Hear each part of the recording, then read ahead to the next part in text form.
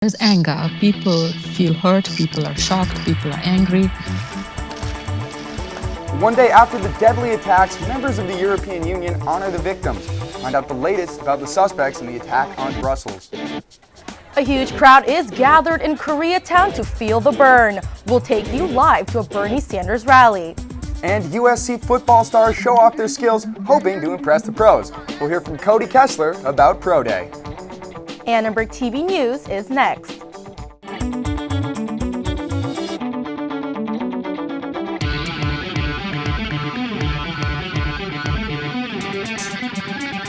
Live from USC, you're watching Annenberg TV News.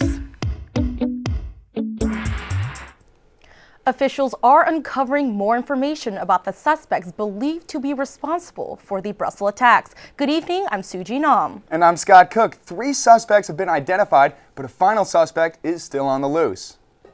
Officials say 2 bombers blew themselves up at an airport and another at a subway station. They're still looking for a 4th suspect in the attacks that killed at least 31 people and injured hundreds of others. The 2 brothers are Khalid and Ibrahim Bakru, and officials are still looking for a 3rd suspect wearing a white jacket.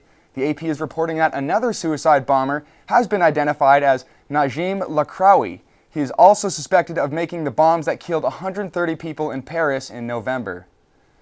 The Turkish president claims one of the brothers was deported to the Netherlands from Turkey with a warning that he was a terrorist fighter. But other Turkish officials say that he was released from Dutch custody because of a lack of evidence. Authorities in the Bahamas are also investigating whether one of the attackers had Bahamian nationality. Bahamian police say there is no evidence to suggest he is from there. Meantime, witnesses of the attack today recalled a scene of horror. We came to the parking lot outside, and then there was some more glass. I saw some blood on the roads. I saw a lot of people in panic, crying. There's anger. People feel hurt, people are shocked, people are angry.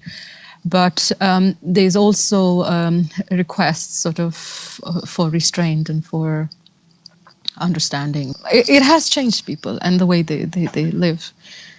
And I think it's going to continue to impact on all our lives.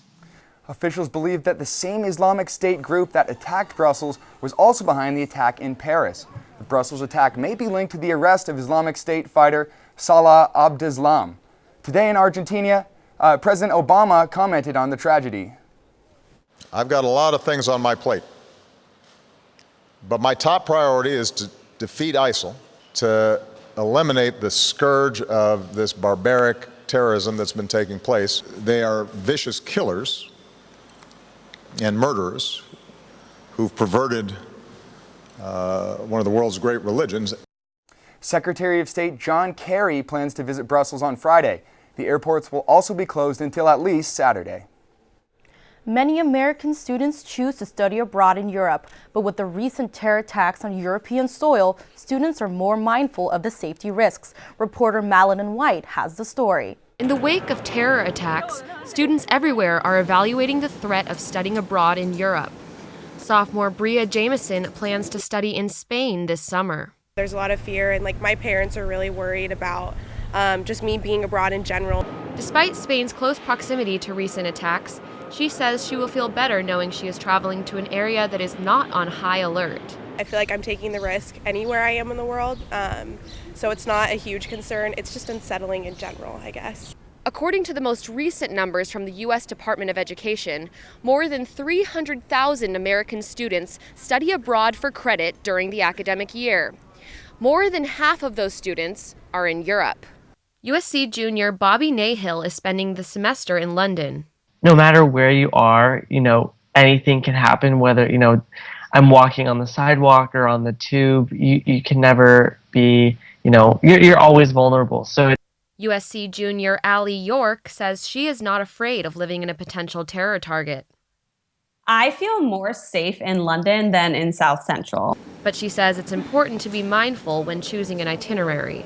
Avoiding Brussels, avoiding hotspots, kind of like my travel plans going forward are to little tiny towns, not to necessarily huge cities. In addition to security alerts from individual schools, the U.S. State Department sent an email saying, U.S. citizens should exercise vigilance when in public places or using mass transportation, Be aware of immediate surroundings and avoid crowded places. You can't live in fear, because if you live in fear, they're going to win. For Annenberg Media, I'm Madeline White.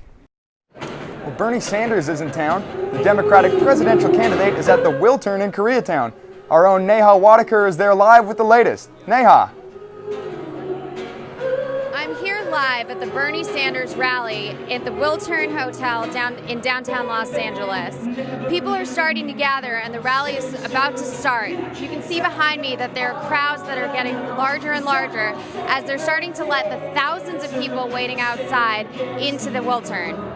I'm here with one young Bernie supporter who is planning on voting in his very first election and supporting the senator tonight. So Brent, would you give us a little idea of exactly why you support Senator Sanders and why he's going to be the first person that you vote for? Bernie's inspiring message on economic equality and decreasing income inequality and giving everyone the same opportunity to be successful no matter what family you're born into or your income or your wealth. It's inspiring. You can see there's a lot of people here because the message has a resounding effect. It gravitates a lot of people who feel that they've been left out of the political arena and their vote hasn't mattered, and he's starting to ignite a revolution and bring everyone back together. And do you think that Senator Sanders appeals particularly to younger voters like yourself? Yeah, he definitely does. And a lot of people always think that it's just his platform on free college, but young voters are more educated than that. And it's about giving us the same opportunities as everyone else, because a lot of us know that the scales are tipped and it's very unbalanced right now. And his message of, once again, making sure everyone has the equal opportunity to be successful in the future, it's important. All right, thank you very much, and good luck in your first election. All right, well, thank you so much, and we're here waiting for Senator Sanders, who's trying to gather support for the upcoming California primary, which is taking place on June 7th. Back to you in the studio. Well, exciting stuff there in K-Town. Thank you, Neha. Hillary Clinton spoke at Stanford University today, urging the nation to come together and stand behind Europe in wake of the Brussels terrorist attack. It's understandable that Americans here at home are worried. The threat we face from terrorism is real, it's urgent, and it knows no boundaries. Now it's our turn to stand with Europe. We cherish the same values and face the same adversaries, so we must share the same determination. Clinton heads north to Washington, where 118 delegates are up for grabs in Saturday's caucuses. On the Republican side, Jeb Bush endorsed his former rival, Ted Cruz. Bush is now encouraging Republicans to reject Donald Trump as the next GOP nominee. Donald Trump has accused rival Ted Cruz of posting a provocative image of his wife, Melania. In a tweet, Trump warned that Cruz's wife could now be fair game. Trump tweeted, quote, "Lying Ted Cruz just used a picture of Melania from a GQ shoot in his ad. Be careful, lying Ted, or I will spill the beans on your wife." End quote. The ad was actually published by an outside political group and showed a racy image of Trump's wife, Melania. Today, Cruz fired back. Last night, Donald threatened my wife. He went directly after my wife. And I got to tell you that, number one, Heidi, my wife, she's the daughter of missionaries in Africa. She is my best friend in the world. And if Donald wants to get in a character fight, he's better off sticking with me because Heidi is way out of his league. Speaker of the House Paul Ryan criticized the nasty tone of the Republican campaign. How many of you find yourself just shaking your head at what you see from both sides of the aisle these days? It did not used to be this bad, and it does not have to be this way. But when people distrust politics, they come to distrust institutions. Neither Donald Trump nor Ted Cruz have publicly responded to Speaker Paul Ryan's comments. Islamophobia is not just being talked about nationally, but it's also being discussed on college campuses. Let's toss it over to our reporter Priscilla Casper with more. Priscilla? Thanks, Suji. One day after yet another terrorist attack, some Muslim students are feeling anxious about Islamophobia. I spoke with students about the problem and ways to overcome it. When I go to the mosque nowadays, I'm scared sometimes. We receive a bomb threat, for instance. When I see other Muslims, sometimes I'm thinking, wait, maybe, what if that person could be the next person? And I feel so bad because I'm like, this is my fellow brother, like this is my fellow sister, like they're probably just as normal as me. How can I doubt them? And I feel bad for doubting them. Another student told me he was scared to talk about his Muslim faith. He identified himself as a Muslim who is not religious, but now his views have changed. Then I realized there's nothing wrong with who I am, and I need to be more proud of my Muslim identity, because that's probably the best way I can combat, what people are seeing in the news and the media. After yesterday's terrorist attack in Brussels, Islamophobia has been a big discussion here on USC's campus. I asked students about the stigma for Muslims. I think people overgeneralize a certain stigma about what they think, who may be a terrorist or what form of evil they may think. You can't really ignore their culture, and at the same time you can't really, not ignore their culture. I think it's just appropriate for everyone to just be respectful of other people's ethnicity and religion. USC Dean of Religious Life, Dr. Varun Sawhney, says there are 3 important things he wants to improve awareness and acceptance on campus. The first is to continue to create programs and events that raise religious literacy, like the ones we had yesterday, intimate conversations between students that really talk about these issues in a way that's meaningful and nuanced. The second, I believe, is to increase curricular offerings around Islamic studies. And the third point, and probably the most important point in my opinion, is just the nature of a university where people meet each other, where non-Muslims and Muslims meet each other, is the best way to combat Islamophobia. Next year, USG plans to open student government discussions with students to share their experiences. They also are looking to hire a diversity affairs team to represent all students on campus. It's one of the biggest days of the year for Trojan football players hoping to go pro. Players showcased their skills in front of NFL scouts at USC's Locher Stadium today for Pro Day.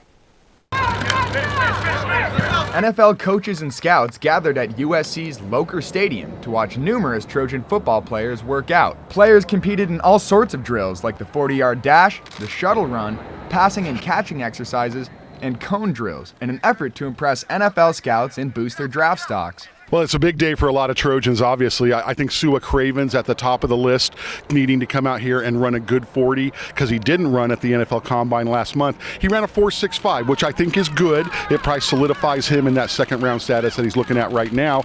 Other guys like Kevon Seymour choosing not to run because he did run a good time, but the fact that he ran a good time at the Combine really means a lot of scouts are going to be looking hard at him again. Pro Day is different than the NFL Combine. At the Combine, the NFL only invites most elite college athletes to attend. At Pro Day, any Trojan who wants a shot at the NFL is allowed to participate. Lots of family and friends were out supporting the potential pros, and even some former Trojans came back to support their old teammates. It's always cool to just come back and let them see me working and stuff like that, and then I just want to come out here and see those guys work, and I think it's a good thing for them to see me do that. Although most eyes were on linebacker Sua Cravens and quarterback Cody Kessler, some other Trojans also put together nice performances. Yeah, Claude looked really nice out there, and then also Trey Madden looked really good, and all those guys are working really hard right now. So hopefully I want to see them all do really well. I think my man Ryan Dillard, man, he earned a scholarship from a walk-on being a corner. He came in, he was really explosive today, man, because he was injured all last season, and I think he did good for himself today. He came out here, showed that he was healthy, and it was good to see that. With today's workout done, the Trojans will now play the waiting game and hope to hear their names called in April's NFL Draft. Sua Cravens is expected to be the first Trojan selected in the draft, while Cody Kessler is expected to be a late-round draft pick. And speaking of Cody Kessler, we'll hear from him later, coming up in the sports block. Student government is holding a hearing tonight on the impeachment of a USG senator. A current USG member shares his thoughts. David Horowitz is speaking on campus about anti-Semitism and stirring controversy among the student body. And stick around for an exclusive interview with former USC quarterback Cody Kessler post-Pro Day.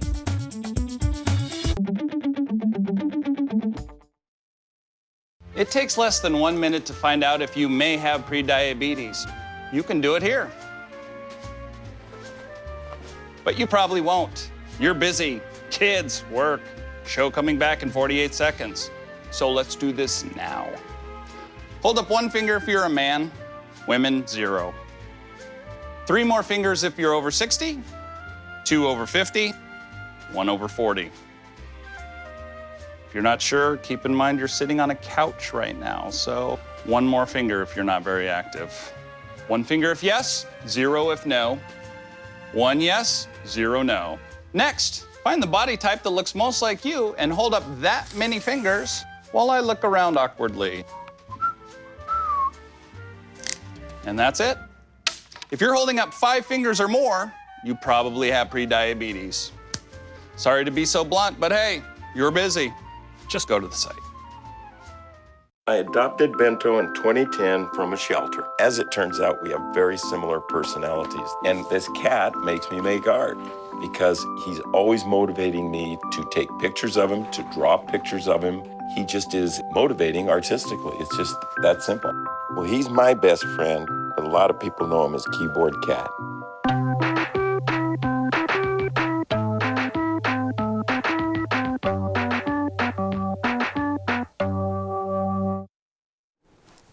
We have breaking news. The LA Fire Department reports that 3 people are being evacuated from the USC School of Pharmacy. The spokesman says 4 liters of strong alkali, possibly acetic anhydride, was spilled in the hallway. 45 patients have been self-evacuated, and we will continue bringing you the breaking story and get you all caught up to date as we receive the new information.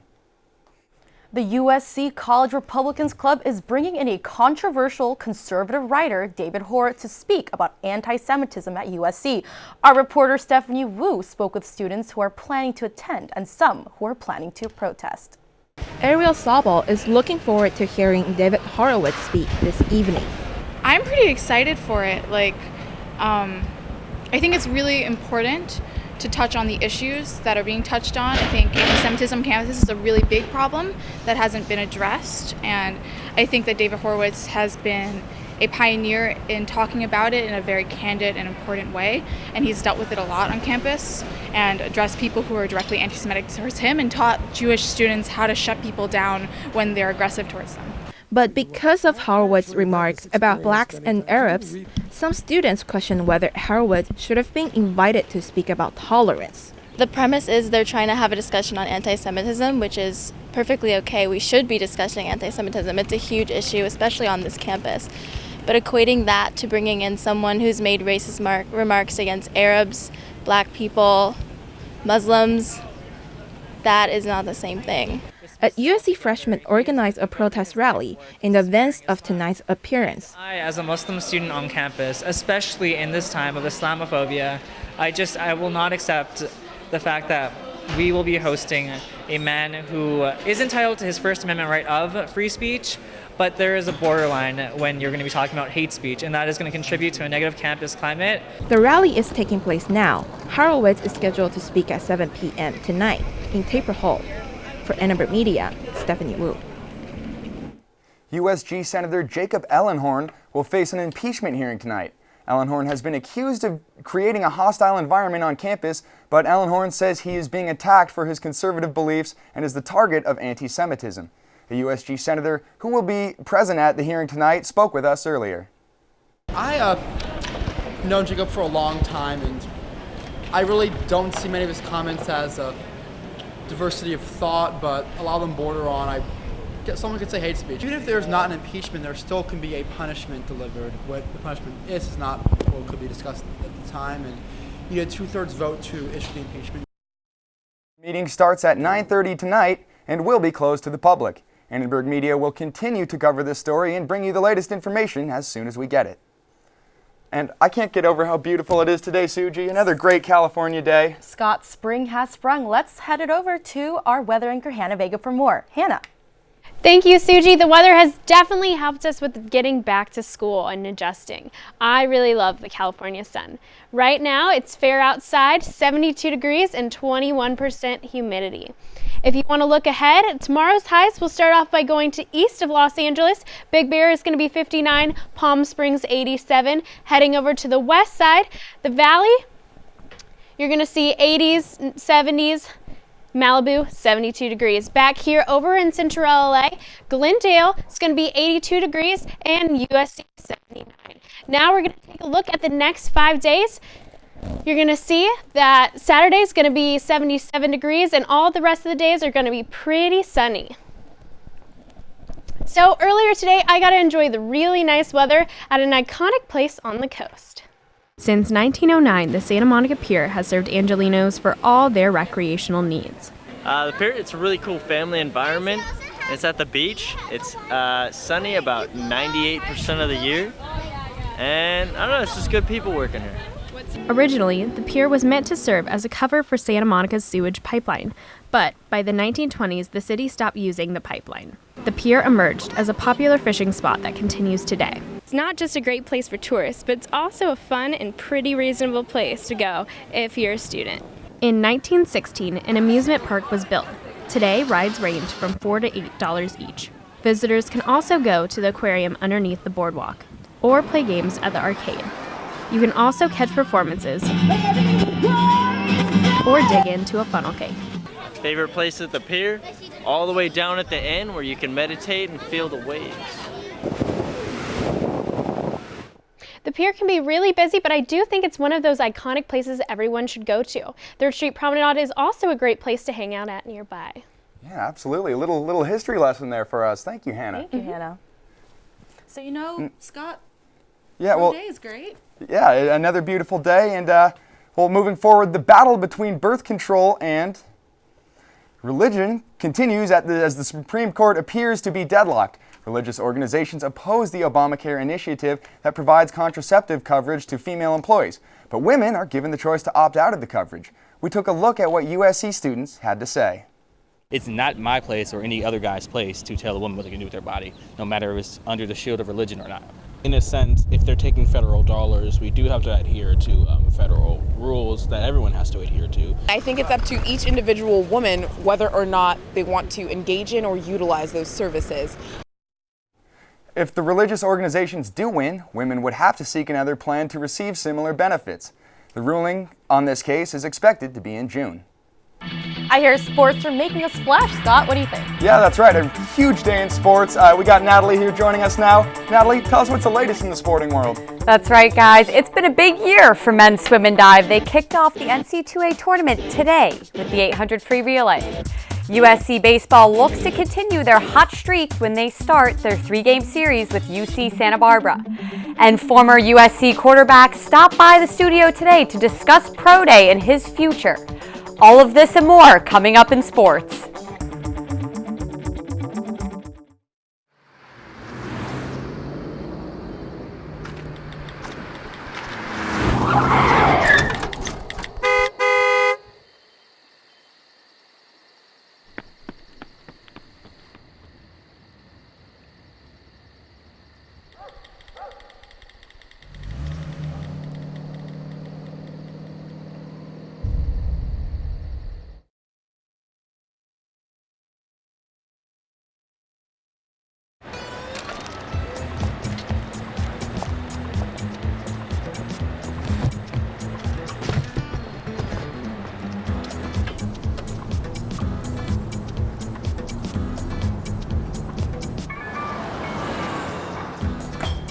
It's a short ride from your neighborhood to your naturehood.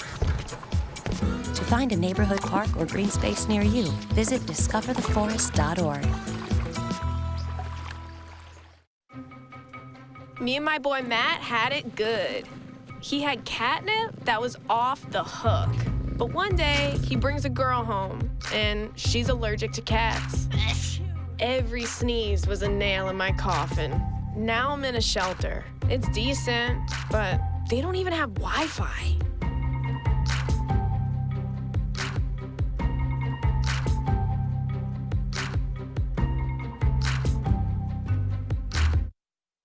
Welcome back to ATVN. Today was an exciting day on campus. USC Pro Day. Pro Day allows for former USC players to showcase their skills and talents in front of all 32 NFL scouts. The USC players certainly turned scouts' heads today on the field. There were a handful of very impressive 40 times. Sua Cravens ran a 4.69, Soma Vanuku and Trey Madden both in the 4.5s, and Kevon Seymour ran a 4.3 at the NFL Combine, so he sat this run out. We spoke with WeRSC's Gary Paskowitz on what he expects from the upcoming draft. I think Sue will be the first Trojan drafted, probably around the second round. But I think in the mid-rounds, you're talking guys like Kevon, Trey, Cody Kessler probably, and then Max Turk. Unfortunately, not able to do a lot as he's rehabbing from his knee injury, but a good, solid group of Trojans right there in the middle rounds. Former USC quarterback Cody Kessler dropped by the studio to discuss Pro Day and his overall experiences with the NFL draft coming up soon. Kind of dealing and figuring out how to cope with everything, and then the combine's the same way. You get there and it's a 4 or 5 day process, and there's very little sleep involved, and you're doing a lot of things that you've never really done before, and all these different medical things, and meeting with teams, meeting with coaches, and you're up really late, and then you have early mornings. But like I said, I think today too was the best for me. It was kind of, I knew what to expect. I got to use my own script, what I wanted to do, the routes I wanted to throw, and it was in front of I wouldn't say our fans, but our family members and some of my teammates, family members that I've known. So I felt a lot more comfortable out there. Kessler impressed the scouts today with his accuracy and touch on most of his passes. His overall performance projects him to be picked in one of the later rounds. And onto the pool, the 9th-ranked men's swimming and diving kicks off their first day of the national championship today at Georgia Tech. USC men's swim and dive is coming off of a second-place finish at the Pac-12 Conference Championship. They look to win their 10th NC2A title this week. Today, they started the tournament with the 800 free relay. The Trojans pulled off a 9th-place finish with a time of 6:17:38. Their schedule includes 200-yard freestyle relay, 500-yard freestyle, 200 IM, 50 free, 1-meter diving, and to close the day, 400-yard medley relay. All right, guys, so a pretty incredible day in sports. We got swimming, we got Pro Day, a lot of excitement in Trojan Nation. Thank you, That's Natalie. right. You're welcome. Now, USC students across campus are celebrating National Puppy Day with a smile. See some happy pups after the break.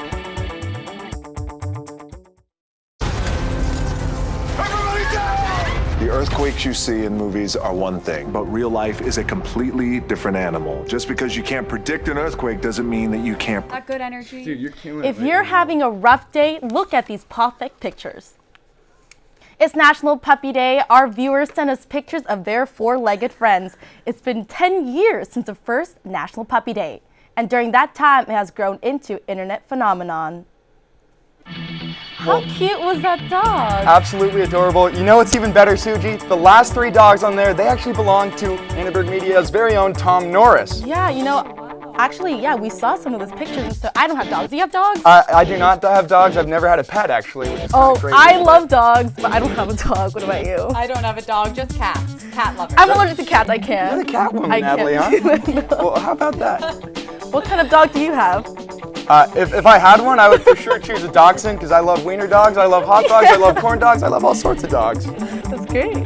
Yeah, well, anyways, Tom, I know he's very excited that his 3 dogs got on there. Yep. Great guy, holds it down in the edit bay, and we have nothing but praises for that man. Thanks for watching Annenberg TV.